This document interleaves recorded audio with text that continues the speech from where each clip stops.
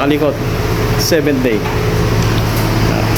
Alternator ko kasi nag-grinder ako nito pagbabaunan natin ng tubo tsaka para sa switch yan. Nag-grinder ako tsaka nagpaparena. Yung partner ko si Benji, pinag-layout ko doon ng tubo para sa habang namin nasakit. Dito ako makakalikot. Tuloy natin to.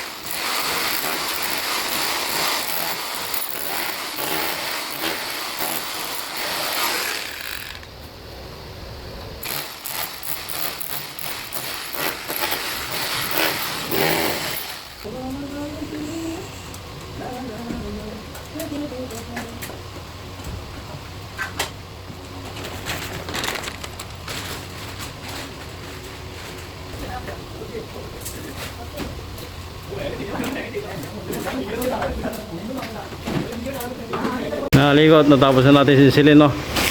Keeping, nagtatag na tayo ng tubo para switch yan.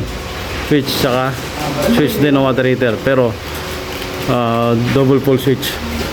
Tapos sa simentohan na lang natin yan para ma-fix natin yan. Nakalikot, no? Natapala na natin. Kikinisin pa kasi ng maso niya, kaya ganyan lang muna. Okay.